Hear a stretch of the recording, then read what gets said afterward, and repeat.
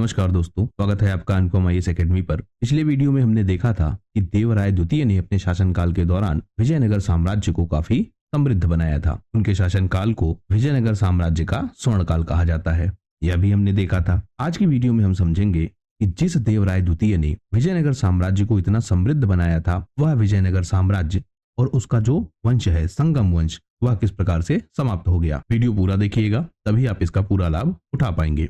तो मैं अनुपम तिवारी स्वागत करता हूं आपका अपने इस YouTube चैनल पर। अगर आपको इस वीडियो का PDF चाहिए हो तो डिस्क्रिप्शन में आपको लिंक मिलेगा, वहां से आप WhatsApp चैनल से जुड़ सकते हैं, जहां इसका PDF प्रोवाइड किया जाएगा। हमने विजयनगर साम्राज्य की चर्चा काफी डिटेल से इससे पहले की है। हमने देखा इसके बहुत सारे शासक हैं, जिसमें हमने बात की हरिहर प्रथम की और बुक्का प्रथम की, जिन्होंने इस साम्राज्य की स्थापना की। उसके बाद हमने इनके अलग अलग शासकों को देखा, जैसे हमने हरिहर द्वितीय को देखा, देवराय प्रथम को देखा, देवराय द्वितीय को देखा। देवराय प्रथम और देवराय द्वितीय ने जो यह विजयनगर साम्राज्य है उसको काफी समृद्धशाली बनाया। और खास करके अगर हम बात करें देवराय द्वितीय की, तो इनके शासनकाल में तो जो विजयनगर साम्राज्य है वह अपनी ऊंचाइयों पर पहुंचा। इसके बाद शासन संभालेंगे मल्लिकार्जुन, और मल्लिकार्जुन के शासन के दौरान ही जो विजयनगर साम्राज्य इतना समृद्धशाली बना था, वह विजयनगर साम्राज्य अब धीरे धीरे टूटने लगेगा। यानी अभी हम चर्चा कर रहे हैं संगम वंश की। यह अंतर आप ध्यान रखिएगा कि अभी हम जिस वंश की समाप्ति की बात कर रहे हैं वह है संगम वंश। पूरा जो विजयनगर साम्राज्य है उसमें कुल 4 वंश हैं। इन 4 वंशों में से जो पहला वंश है संगम वंश, वह समाप्त होना शुरू हो जाएगा मल्लिकार्जुन के शासनकाल के दौरान। और जब शासन आएगा विरूपाक्ष द्वितीय का, तो यह पूरी तरीके से समाप्त हो जाएगा। और फिर एक नया वंश आएगा सालुव वंश। कहां पर? विजयनगर साम्राज्य में। तो संगम वंश समाप्त होगा और उसके बाद आएगा सालुव वंश। आज हम देखेंगे कि यह वंश किस प्रकार से समाप्त हुआ। हम देखते हैं कि जो विजयनगर का क्षेत्र है वहां पर मल्लिकार्जुन का शासन प्रारंभ होता है। मल्लिकार्जुन 1446 से 1465 तक शासन को संभालते हैं। इनको प्रलय देवराय के नाम से भी जाना जाता है। जो देवराय द्वितीय हैं उन्हीं के यह पुत्र हैं। और देवराय द्वितीय के दौरान जो शासन व्यवस्था है वह काफी मजबूत हुई थी, और जो आर्थिक व्यवस्था थी वह भी काफी मजबूत हुई थी विजयनगर साम्राज्य की। इन्होंने बहुत सारे युद्ध किए, अपने क्षेत्रों का विस्तार किया, बहुत सारे सांस्कृतिक सुधार किए, सामाजिक सुधार किए, आर्थिक सुधार किए। मतलब कुल मिलाकर जो विजयनगर साम्राज्य है वह काफी मजबूत हो गया।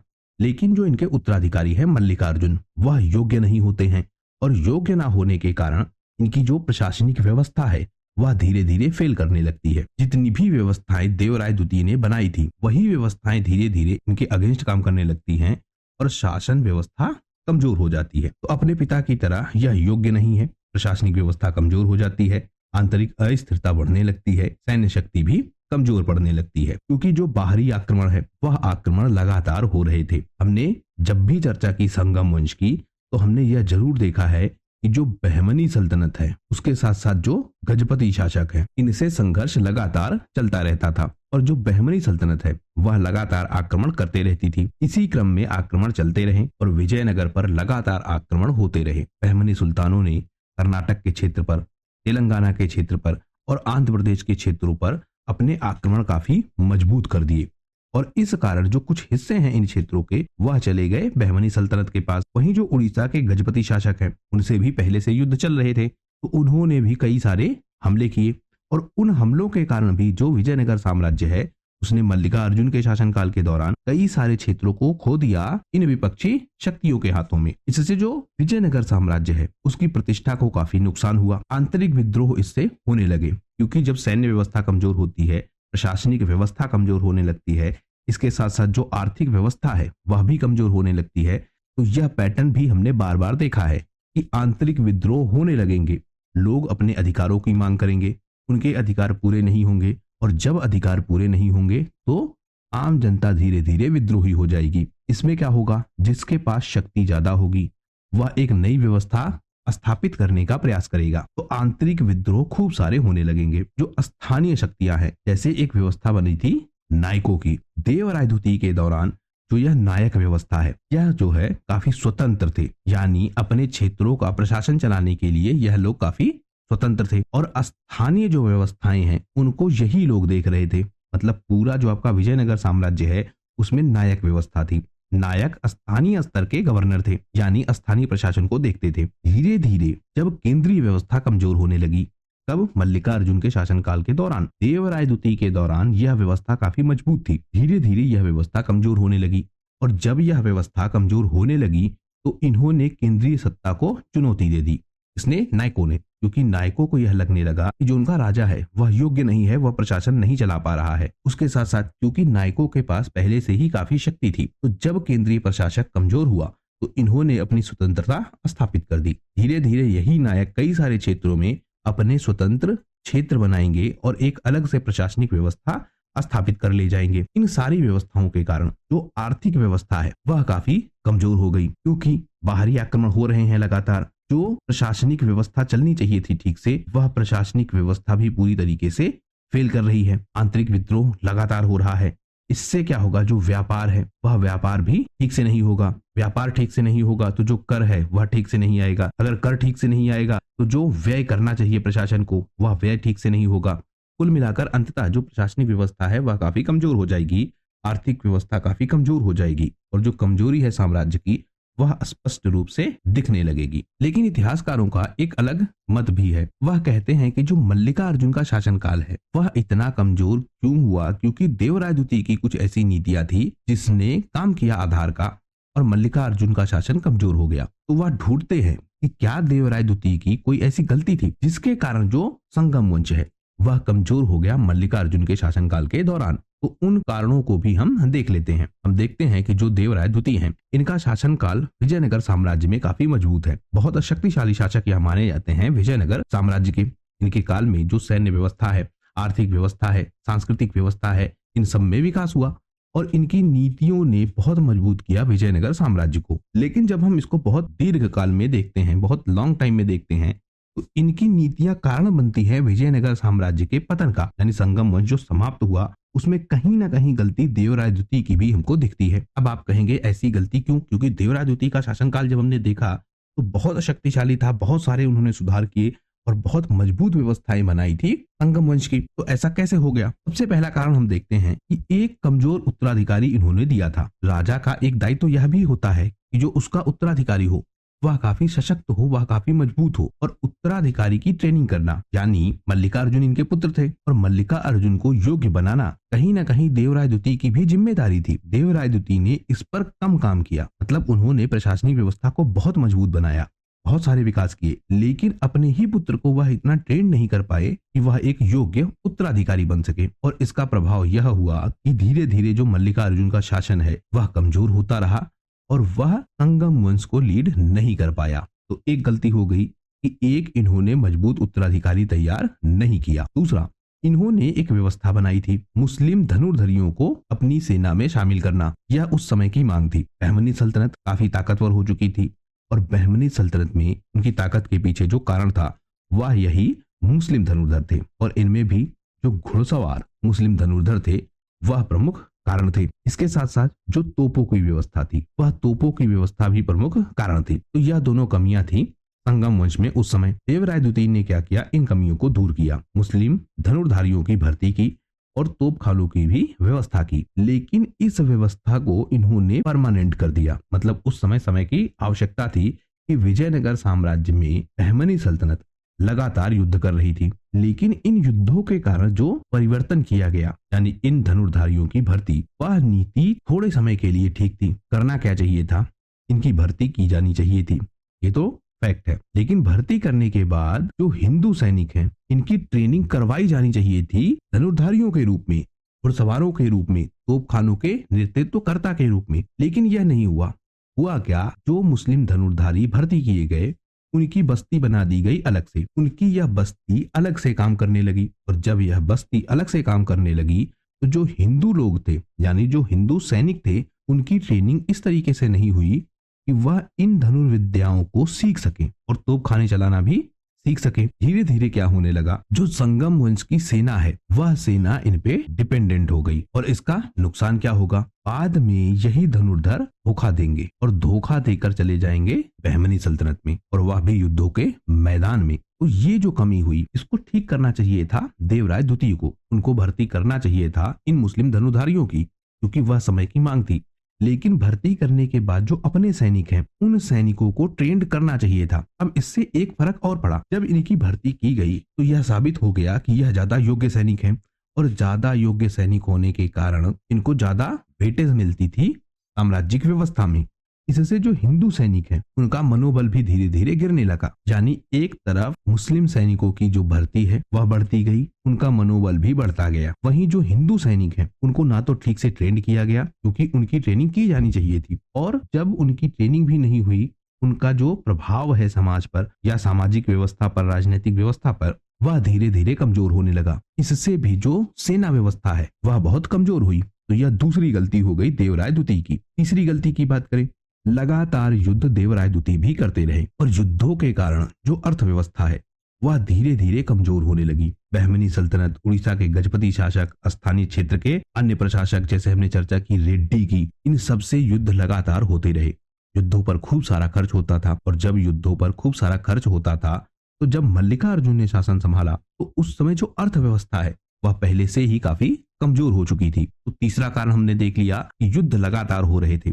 इन युद्धों को रोकने का कोई अस्थायी इंतजाम करना चाहिए था, कोई सैन्य समझौते करने चाहिए थे, शांति संधियां करनी चाहिए थी, कुछ इस तरह की व्यवस्था करनी चाहिए थी देवराय द्वितीय को, क्योंकि देवराय द्वितीय के पास उस समय बहुत क्षमता थी। उनके पास एक मजबूत सैन्य व्यवस्था थी, वह खुद भी बहुत योग्य थे। उनका जो क्षेत्र है वह काफी शक्तिशाली था, जो पड़ोसी शक्तियां हैं वह उस समय काफी कमजोर थी। तो ऐसी व्यवस्थाएं इनको बनानी चाहिए थी जो लॉन्ग टर्म में इंपैक्टफुल हो। इसके साथ साथ जो प्रांतीय नायकों की व्यवस्था है, इन नायकों को जरूरत से ज्यादा शक्तिशाली बना दिया। प्रारंभिक चरण में यह नायक बनाए गए, और जब यह नायक बनाए गए तो देवराय द्वितीय के प्रति काफी समर्पित थे।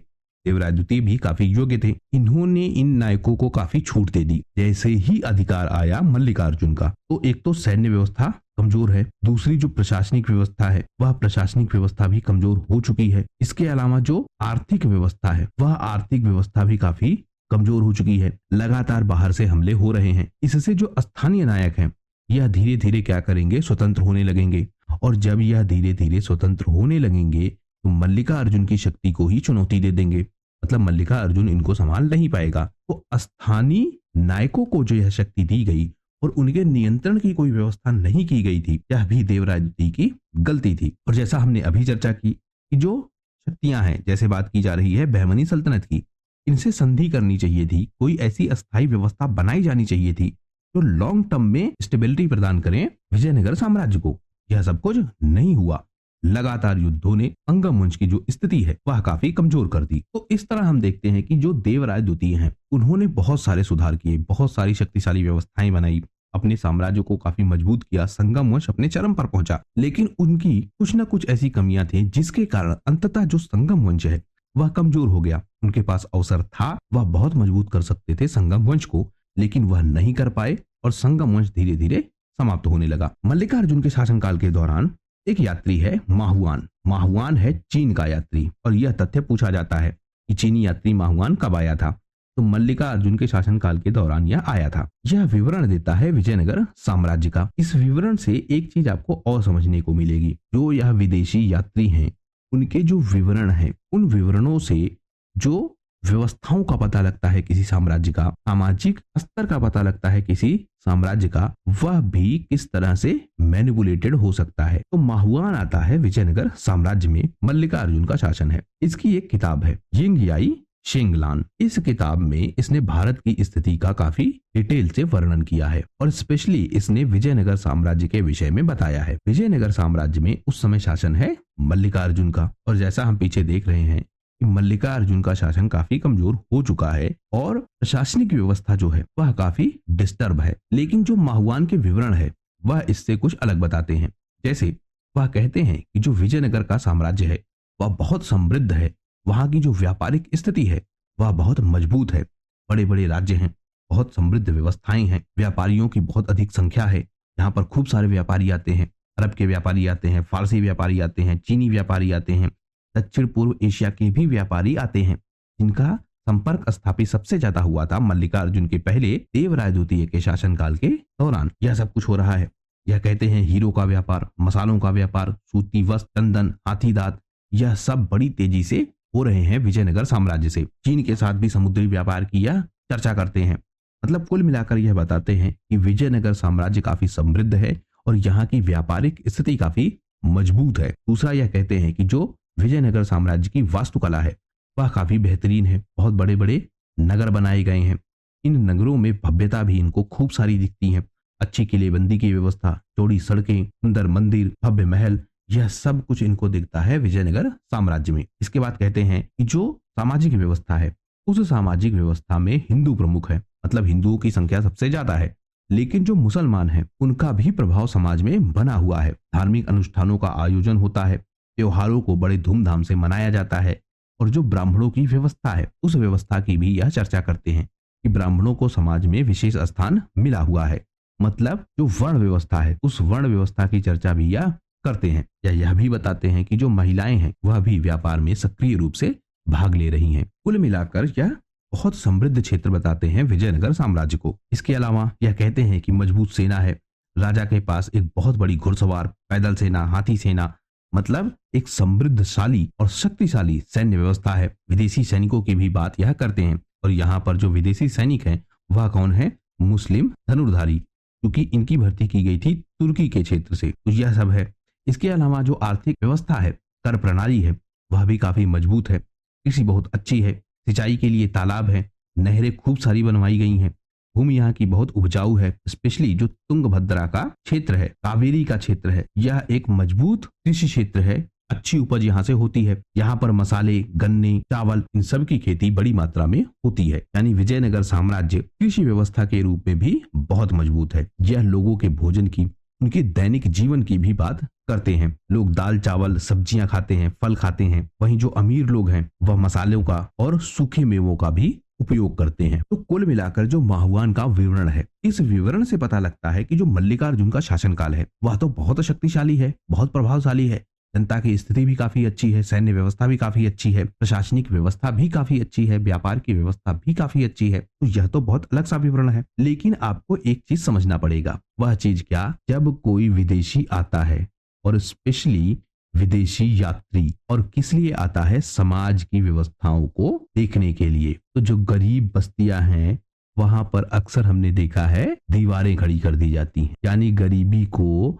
छुपाया जाता है और अमीरी को दिखाया जाता है। यही हुआ था माहुआन के साथ। माहुआन को विजयनगर साम्राज्य का वह चेहरा दिखाया गया जो काफी प्रभावशाली था, और उस चेहरे को छुपाया गया जो खराब हो रहा था। तो इस तरह से आप समझेंगे कि जो विदेशी यात्री हैं उनके जो विवरण है वह विवरण भी किस तरह से मैनिपुलेटेड हो सकते हैं, उनमें भी कुछ कमियां हो सकती हैं।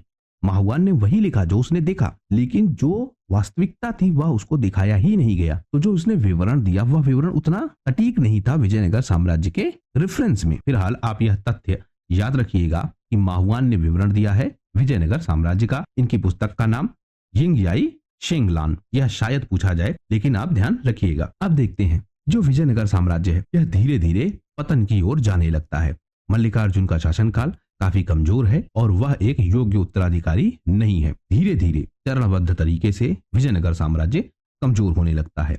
मल्लिकार्जुन के शासनकाल के दौरान यह अपनी कमजोरी को दिखाना प्रारंभ कर देता है और धीरे धीरे पतन की ओर जाने लगता है। मल्लिकार्जुन क्योंकि एक अयोग्य शासक हैं, इसलिए इस पतन की प्रक्रिया को रोक नहीं पाते हैं। जिस देवराय द्वितीय ने विजयनगर साम्राज्य को इतना शक्तिशाली बनाया था वह अनुभवहीन और कमजोर शासक मल्लिकार्जुन के हाथों में जाता है। आंतरिक षड्यंत्र होने लगते हैं, सत्ता संघर्ष प्रारंभ हो जाता है, प्रशासनिक व्यवस्था कमजोर हो जाती है, सैन्य व्यवस्था कमजोर हो जाती है और अंततः यह समाज धीरे धीरे अपने पतन की ओर आगे बढ़ने लगता है। बहमनी सल्तनत के आक्रमण वह लगातार हो रहे थे। यह अपने क्षेत्रों को खो रहे थे और इनके क्षेत्रों पर बहमनी सल्तनत अधिकार कर रही थी। इससे इनके क्षेत्र कमजोर होते रहे। जो कृष्णा नदी का क्षेत्र है, क्योंकि यह क्षेत्र बहुत उपजाऊ था, बहुत सारे आर्थिक लाभ होते थे, यह क्षेत्र चले गए विजयनगर साम्राज्य से। बहमनी सुल्तान उस समय था अलाउद्दीन शाह बहमनी। यह कई सारे आक्रमण करता है और विजयनगर साम्राज्य के कई सारे क्षेत्रों को छीन लेता है। जो उड़ीसा का गजपति शासक है कपिलेंद्र देव, जिस पर आक्रमण किया था देवराय द्वितीय ने, जिसे पराजित किया था, और इनकी हाथियों की सेना को पराजित करने के कारण देवराय द्वितीय को बहुत प्रसिद्धि मिली थी। यह भी आक्रमण करते हैं और इस आक्रमण से कई सारे जो क्षेत्र हैं वह क्षेत्र छीने जाते हैं। अंततः विजयनगर साम्राज्य को संधि करनी पड़ती है गजपति शासकों से। यह भी एक बड़ा अपमान था। उसके बाद जो प्रांतीय नायक हैं वह धीरे धीरे विद्रोह करने लगते हैं। यह धीरे धीरे स्थानीय प्रशासन पर नियंत्रण कर ले जाते हैं। खास करके जो राजमहेंद्री का क्षेत्र है, मदुरै का क्षेत्र है, तंजावुर का क्षेत्र है, इनके नायक खुलकर बगावत करते हैं और केंद्रीय सत्ता का विरोध करते हैं। मल्लिकार्जुन इनको रोक नहीं पाता है और यह धीरे धीरे स्वतंत्र होना प्रारंभ कर देते हैं। लेकिन आप ध्यान रखिए, इन सारी व्यवस्थाओं के पीछे एक क्रम है। मतलब एकदम से यह लोग विरोध नहीं कर रहे हैं, एकदम से यह व्यवस्था समाप्त नहीं हो रही है, क्योंकि आप जब देवराय द्वितीय का शासनकाल देखेंगे तो वह अपने चरम पर है, वहीं जो मल्लिकार्जुन का शासनकाल है वह पतन पर है। तो यह दोनों जो अंतर है वह अंतर एकदम से नहीं आए हैं। इसके पीछे आप क्रम क्या देखेंगे, जैसे जो उड़ीसा के गजपति शासकों का विवरण है, यह कब हो रहा है, 1452 से लेकर 1454 के बीच। मतलब इस समय आक्रमण ज्यादा हुए हैं और साम्राज्य कमजोर हुआ है। जो नायक हैं, स्थानीय नायक, इनका विद्रोह कब है, 1455 से 1460 के बीच। मतलब इस समय ज्यादा विद्रोह करेंगे। मतलब जब गजपति शासक, बहमनी शासक यह आक्रमण करके विजयनगर साम्राज्य की व्यवस्थाओं को कमजोर कर देंगे, उसके बाद क्या होगा, यह लोग विद्रोह करेंगे। इसी तरह से जो बहमनी सल्तनत के आक्रमण है वह हो रहे हैं 1448 से 1450 के बीच। तो क्रम क्या है, एक तो बहमनी सल्तनत के हमले होते रहेंगे, इसी बीच हमले होंगे गजपति शासकों के, इसके साथ साथ हमले होंगे रेड्डी के। जब यह सारे हमले होंगे तो क्या होगा, जो विजयनगर साम्राज्य है वह काफी कमजोर हो जाएगा और इनका जो उत्तराधिकारी है मल्लिकार्जुन, यह इन हमलों को रोक नहीं पाएगा, विजयनगर की रक्षा नहीं कर पाएगा। तो जो स्थानीय नायक हैं उनको यह लगने लगेगा कि जो उनका राजा है वह राजा अयोग्य है और वह क्या करेंगे, अपने अपने क्षेत्रों की सुरक्षा। क्योंकि यहाँ आप एक चीज और ध्यान रखेंगे, स्थानीय नायक होते कौन थे, मुख्यतः जो स्थानीय प्रभावशाली लोग हैं, इन्हीं की नियुक्ति होती थी नायकों के रूप में। तो अपने क्षेत्र से यह लोग परंपरागत रूप से भी जुड़े थे। जब इन क्षेत्रों पर हमला करने का जो खतरा है वह खतरा बढ़ जाता है और इनको लगता है कि जो यह शक्तियां हमला कर रही हैं, यह शक्तियां इनके क्षेत्रों पर भी अधिकार कर लेंगी। तो अपने क्षेत्रों को बचाए रखने के लिए यह लोग स्वतंत्र होने लगेंगे। तो नायकों का स्वतंत्र होना भी उनकी कहीं ना कहीं मजबूरी है, क्योंकि जो उनका केंद्रीय शासक है वह शासक इतना योग्य नहीं है कि उनकी सुरक्षा कर पाए। तो इस तरह से क्रम के रूप में विजयनगर साम्राज्य का पतन होगा, ना कि एकदम से। धीरे धीरे जो विजयनगर साम्राज्य की आर्थिक व्यवस्था है वह कमजोर होती रहेगी। क्यों, क्योंकि जो आंतरिक अशांति है वह लगातार बढ़ती रहेगी और आंतरिक अशांति लगातार बढ़ने का मतलब जो व्यापार व्यवस्था है वह लगातार कमजोर होगी। व्यापारी नहीं आना चाहेंगे ऐसे साम्राज्य में जो डिस्टर्ब है, जहां पर लगातार हमले हो रहे हैं और जो राजा है उसका नियंत्रण कमजोर है। तो इससे क्या होगा, व्यापार धीरे धीरे घटेगा।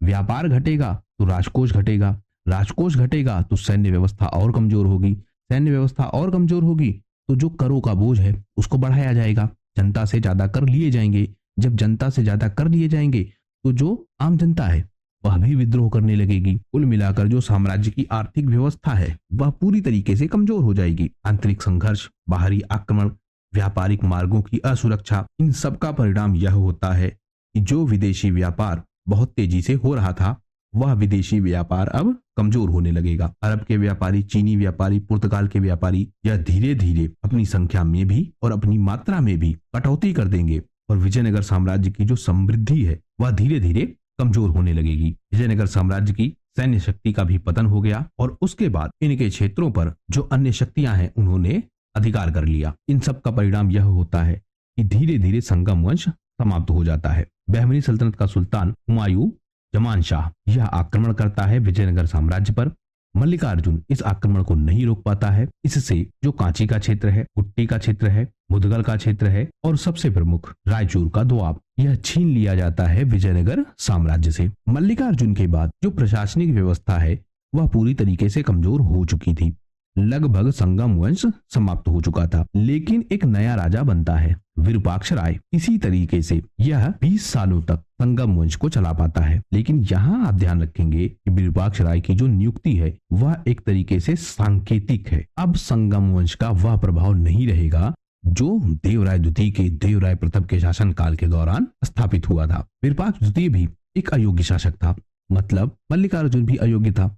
मल्लिकार्जुन भी सुधार नहीं कर पाया और नहीं बना पाया साम्राज्य को मजबूत। विरूपाक्ष के साथ भी यही समस्या है। इस समय दरबार में अराजकता की स्थिति फैल चुकी थी और दरबारी षड्यंत्र भी बड़ी मात्रा में होने लगे। इसको विरूपाक्ष नहीं रोक पाया। जो बहमनी सल्तनत है, गजपति शासक हैं, यह हमले लगातार करते रहे। इनसे रायचूर तो आपको छीन लिया गया और विरूपाक्ष कुछ नहीं कर पाया। जो प्रांतीय शासक हैं, अब वह खुलेआम विद्रोह करने लगे। मतलब विद्रोह तो मल्लिकार्जुन के शासनकाल के दौरान ही प्रारंभ हो चुके थे, लेकिन अब यह विद्रोह खुलेआम होने लगेंगे या स्वतंत्र होंगे। और स्पेशली जो चंद्रगिरी है, मदुरै है और तंजावुर है, यहाँ के नायक स्पष्ट रूप से और खुले तौर पर अपनी स्वतंत्रता घोषित कर देंगे। इन सब के बीच इनका एक सेनापति है, सालू नरसिम्हा, यह विद्रोह कर देगा और इसके विद्रोह से जो संगम वंश है उसका अंत हो जाएगा और एक नया वंश, सालू वंश, स्थापित होगा विजयनगर साम्राज्य में। नरसिम्हा देखता है कि जो विरूपाक्ष की नीतियां हैं वह नीतियां काफी कमजोर हो चुकी हैं।